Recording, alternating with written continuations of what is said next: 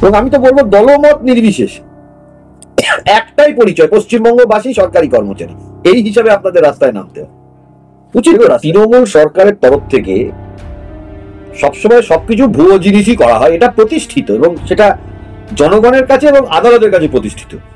আপনি এসএসসি মামলা দেখুন, তৃণমূল টেন্টেড ক্যান্ডিডেটদের হয়ে লড়াই করছে, রাজ্য সরকার লড়াই করছে, রাজ্য সরকারের যারা আইনজীবী তাদেরকে ইনস্ট্রাকশন দেওয়া হচ্ছে যে টেন্টেড ক্যান্ডিডেটদের হয়ে লড়াই করে। এটা এখন সমাজের কাছে, দেশের কাছে, রাজ্যের কাছে এখন প্রতিষ্ঠিত হয়ে গেছে যে তৃণমূল চোরেদের হয়েই লড়াই, এর বিরুদ্ধে আমাদের লড়াই এবং গর্জে উঠে লড়াই করবে। এই যে রিসেন্টলি আপনারা সুবীর শাহ, সুদীপ চন্দ্র ট্রান্সফার গুলো দেখলেন, এগুলোকে নিয়ে আমরা লড়াই করেছি, যারা লড়াই করেছে তারা জিতেছে, পিছিয়ে থাকলে চলবে না। কর্মচারীদের যদি অধিকার পেতে হয় দলমত নির্বিশেষে, রাজনৈতিক কালার নির্বিশেষে অধিকার ছিনিয়ে নেওয়ার লড়াইয়ে নামতে হবে। সারা বিশ্বে এটাই ঘটেছে, প্রত্যেকটা দেশে এটা ঘটে, প্রত্যেকটা রাজ্যে এটা ঘটে। আর যারা তৃণমূল কর্মচারী ফেডারেশনের রয়েছে এরা হলো নির্লজ্জ, বেহায়া আর দোকান কাটা। যখন ডিএটা পাবে তখন এরা নেবে না, এরা দান করবে ভাইপোকে, জনগণের জন্য দান করবে। কেন্দ্র সরকার তো দেখুন সময় মতোই যা করার করে, রাজ্য সরকার করে না বলি তো তার বিরুদ্ধে প্রতিবাদ। আজকে এই সংগ্রামী যৌথ মঞ্চ, এই প্ল্যাটফর্মটা পশ্চিমবাংলায় ছিল না, এটা তৈরি হলো কখন? সুপ্রিম কোর্টে যে আমরা ইমপিচমেন্ট অ্যাপ্লিকেশন জমা দিচ্ছি তাতে এটাই আমাদের স্ট্যান্ড। এটা তৈরি হয়েছে কলকাতা হাইকোর্ট যখন রায় দিল ডিএর জন্য, তারপরে এই অর্গানাইজেশন তৈরি হয়েছে।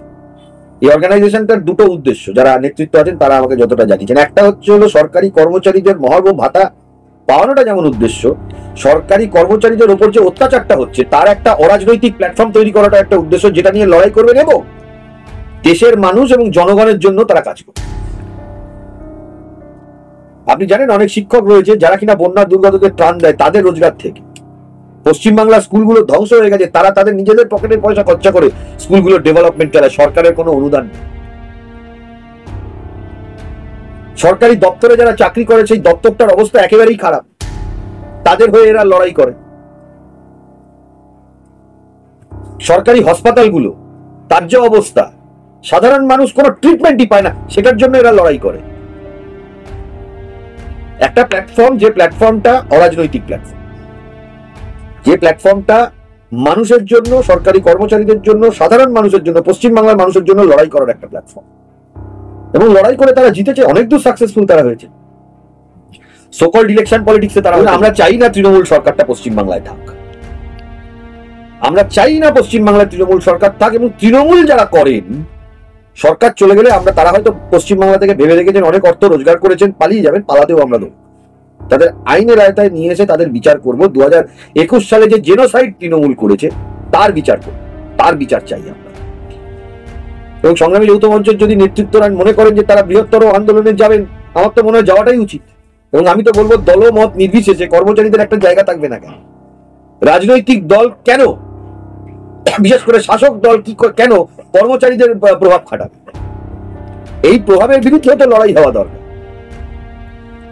যারা কন্ট্রাকচুয়াল সার্ভিস করছেন তারাও সরকারি কর্মচারী। সরকারি কর্মচারী মানে কি সার্ভেন্ট? তারা পাবলিক সার্ভেন্ট, তারা জনগণের সেবায় নিজের জীবনটাকে নিযুক্ত করেছেন, জনগণের সেবায়, তাই জন্য তারা পাবলিক সার্ভেন্ট।